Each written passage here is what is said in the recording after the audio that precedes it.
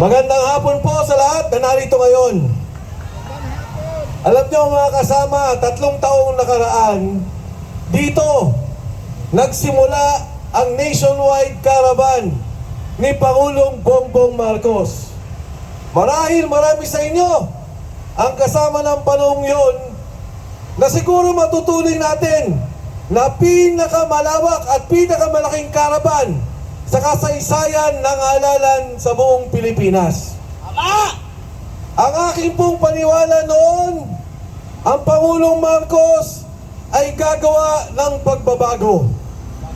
Ang aking buong paniniwala sa aking puso at damdamin ay aayusin niya ang pangalang Marcos.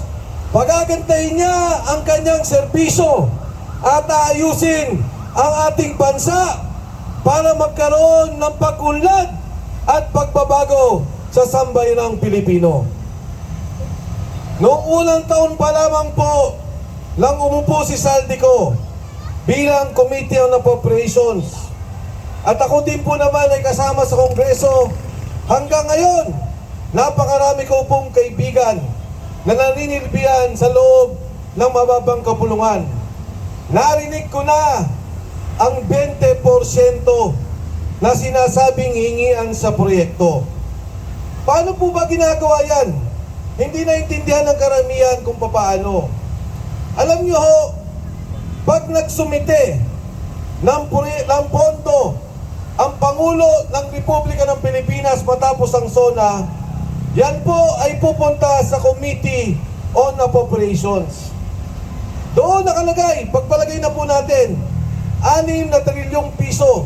Makikita, bawat distrito, makikita ko ano ang gagawin na proyekto. Matapos yan, gagawa na sila ng pondong sarili. Yan po yung tinatawag sa ngayon na unprogrammed funds. Maglalagay sila ng bilyong-bilyong piso, daang bilyong piso. At doon sasabihin, magkano ang gusto mo sa iyong distrito na dagdag mula sa isinumating pondo? Doon naghihingian na ng 20%. Kalat na kalat sa buong Kongreso.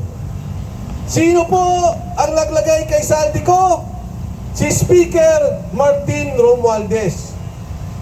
At sabi nga po nila, noong unang taon ng pondo na ginamit na pinamimigay magmula sa perang binubulsa nila at perang inaabot sa bawat congressman, wala pong iba nagsabi kundi si Toby Chanco, nakamag-anakan ng presidente. Ang sabi niya, ginamit ang pondo, ang pagbibigay ng proyekto para i-impeach ang Vice President Sara Duterte. Hindi dahil sa pagkakamali, hindi dahil sa prinsipyo, hindi dahil sa pininiwala ng korupsyon, kung hindi nabili ang bawat miyembro ng Kongreso para pirmahan ang impeachment na yun. Ngayon pumunta tayo kung bakit ako nasama sa isyong to. Ang katotohanan ayoko nang tumakbo. Sinabi ko na yan nung ako'y tumayo sa EDSA noong nakaraan. Inimbitahan ako ng sagip, pinapatakbo ko sa isang distrito. Ang sabi, wala ka ng kalaban. Ang sabi ko, ayoko muna. Gusto ko sa pribado at maghanap buhay. At ayoko na ang pera pinapakain sa aking pamilya, ang pondong iniipon ko ay galing sa nakaw at pondo ng sambayanang Pilipino. Lumapit si Sergeant Cotesa. Ano ang sabi niya sa akin? Sir, kami po ang nagdi-deliver ng pera. Nagulat po ako. Sabi ko, totoo ba yan, Sarge? Opo. Ang pinakamalaking nakita kong delivery, 46 na maleta. Nagkakahalaga, humigit kumulang 2.5 billion. Isang delivery lang na ginawa nila. Ang sinasabi po sa akin ni Sergeant Cotesa, meron kaming Viber chat 3 beses sa isang linggo ang delivery. Ban-ban po kami, 2, 3, 5 kung ilan ang kailangan para mag-deliver ng pera. Ano ang pangalawa niyang sinabi? Ang sabi niya, kami po ay nagdi-deliver ng pera kay Martin Romualdez. Nagulat po ako nang sabihin niya yun. At hindi ko maintindihan. Dahil ang sabi sa akin ni Sergeant Contesa, inaakyat po namin ang mga maleta sa bahay ni Saldico sa may Horizon at binababa muli namin. Sabi ko dun sa 45, ilan ang binaba ninyo? 35 ang binaba po namin. Sabi ko, Sarge, parang ang hirap naman noon. Inaakyat nyo pa ang maleta, pagkatapos ibinababa nyo muli, isinasakay ninyo.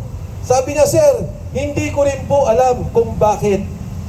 Ang sinabi pa niya, na hindi pa ho na sinabi sa komite, sir, nagulat ako. Yung Department of Health, pinihinto nila, zero budget, dahil ayaw daw makisama nung departamento, nung kalihim ng Department of Health. Pero matapos po noon, nung nag-usap-usap sila, muling ibinalik ang pondo at dinagdagan pa. Kwento po yan ni Contesa. At sigurado ko, sa kwentong yan may anomalya sa Department of Health na hindi pa natin nakikita. Lahat meron! Mga kasama, ng panahong yun, ang panawagan ko, imbestigahan si Martin Romualdez. Dapat! Dapat tingnan yung 90 kasama ni Contesa at yung 2 taong sinabi ni Alcantara na alalay ni Saldico, si Paul Estrada at si Mark Texay, 90 na mga sundalo, walang pinatawag kahit isa. Yan ang magsasabing totoo na nagdi-deliver sila ng pera. Yan ang magpapatunay, si Paul at si Mark, saan galing ang pondong to? Sa departamento ba? Sa mga congressman ba? Anong pondo ba yan? Komisyon ba yan sa customs na sinasabi ni Saldico? O yung pera na galing sa asukal, sibuyas at bigas na sinasabi ni Saldico na pinagperahan ng gobyernong ito? Mga pahiya! Noong pong nangyayari ito, hindi ako nananawagan ng BBM resign. Nagulat ako nung nagsalita na si Saldico. Ano ang sabi ni Saldico? Nagdi-deliver ako ng pera kay Martin Romualdez at kay Bongbong Marcos. Yan! Marcos! Isay! Ngayon o, karagdagan, baka hindi ka pa rin pwedeng maniwala. Baka gawa-gawa ni Saldico dahil gipit na siya. Anong sabi ni Saldico? 100 bilyon in-insert ni Bongbong Marcos sa pondo. Ano ang sabi ni Ping Lacson? Totoo yan, may pondo, pero hindi ikaw ang nag-deliver ng 25 billion kay BBM. Ang nag-deliver ng pera ay si Yusek Bernardo kay Secretary Bersamin at kay Secretary Pangandaman. Ano po ang ibig sabihin nito? Hindi nila sinasabing sinungaling yung 100 bilyon. Totoo na may 100 bilyon na inilagay sa pondo. Inilabas ang listahan at wala po silang masabing nagsisinungaling si Saldico. Ang mabigat, ang sabi ni Saldico, hindi totoo yung sinasabi ni Yusek Bernardo ng DPWH. Dahil yung pera na sinasabi ni Yusek Bernardo, ibang pondo yan. Hindi lang 26 billion ang delivery, 52 billion pesos ang delivery na ginawa. Grabe! Kaya po na po sa isip ko, totoo na si Bongbong Marcos kasama sa lahat. Magmula sa pag-approve ng pondo, sa pag-release ng pondo, galing sa kamay ng presidente. At hindi basta-basta na magre-release ka ng daang-daang bilyon nang hindi mo alam kung saan pupunta ang pondong ito. Tama!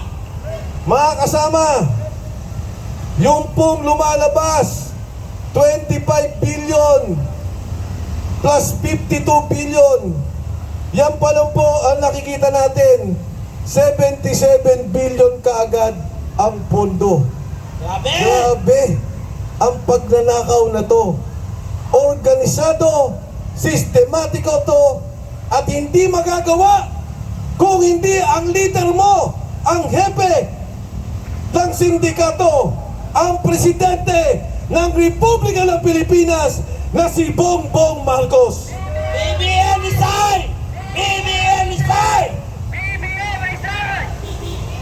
Ngayon, karagdagan, kinuha nila ang pondo ng PhilHealth. Ang sabi nila, kailangan natin ang pondo ng PhilHealth, gagamitin natin sa gobyerno. Kundi ba naman kawalang yaan?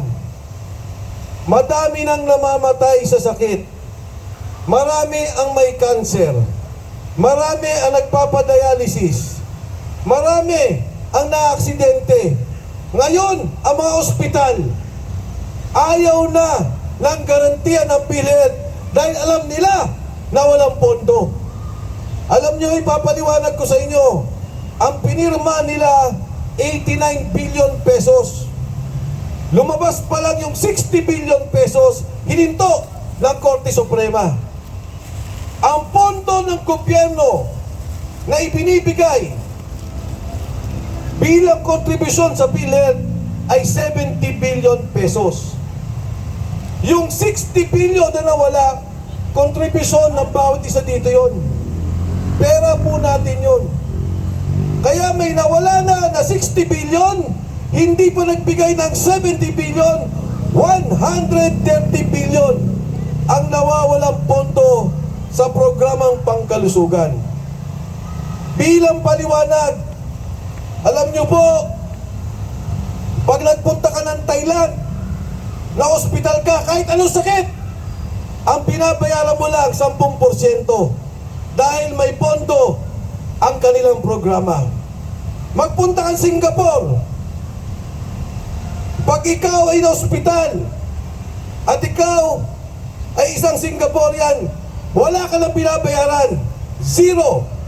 Sa Japan, 10%. Sa South Korea, 10%. Sa Pilipinas, 70% ang binabayaran ng bawat isang Pilipino. Namamatay na lang, iba. Dahil wala po tayong pondo. Bakit kukunin mo ang pera ng PhilHealth? Imbes na pagandahin mo ang programa, pagandahin mo ang subsidya, tulungan mo ang lahat na may hirap na ospital na kailangan ng pondo, may cancer, kailangan ng dialysis. Ito ang dapat programa ng isang bagong Pilipinas. Hindi ang nakawin ang pondo ng PhilHealth para sa inyong sariling bulsa. Tama! Yung pong PDIC, ano pong ibig sabihin yan? 107 billion kinuha nila. Nilagay sa pondo ng gobyerno. Pagka po kayo ay may pera sa bangko at biglang nagsara ang bangko, kayo po ay may insurance. Coverage ng pera niyan. Pera natin, ang PDIC, mula sa bayad ng mga bangko, mula sa mga kita ng bangko. Ano po nangyari? Kinuha nila ang pondong yan. Imbis na pagandahin ang programa na tayo maglagay ng pera sa bangko, alam natin na hindi mawawala. Kaya mga kasama, pag pinagsama-sama mo, PhilHealth, 130 billion, PDIC, 107 billion. Magkano po lahat yan? 237 billion.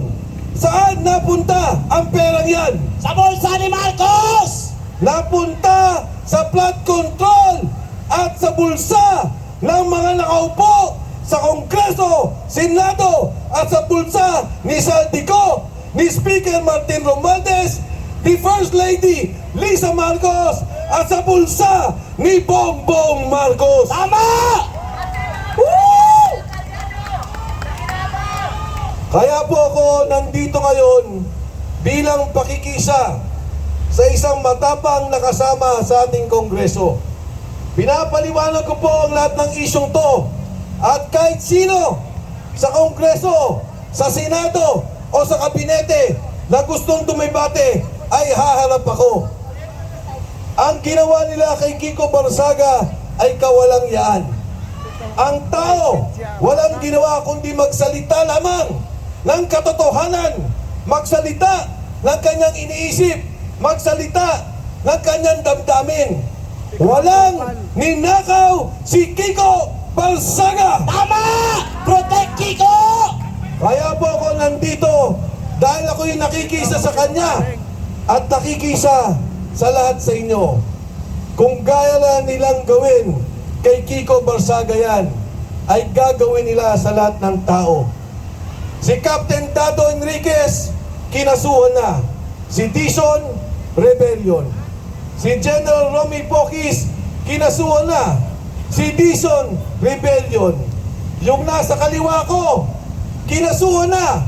Si Dison, rebellion. Sigurado ako, sa darating na panahon, isa sa atin dito ay makakasuhan pa. Hindi kami takot! Si Atty. Perdito Paso, ito ang ikakaso dito, yung kaguluhan sa Menjola. Siya pa ang pinagbibintangan na nanggulo si Atty. Perdito Paso. Mga bobo sila! Hindi lang nila magawa dahil magaling na abogado to, si Atty. Perdito Paso. Tama! Kaya bilang pakikisa, ako po ay nandito, nakasama ninyo, kasama ang lahat ng mamamayang Pilipino, ang kapulisan, ang lahat na sundalo ng mga kabataan.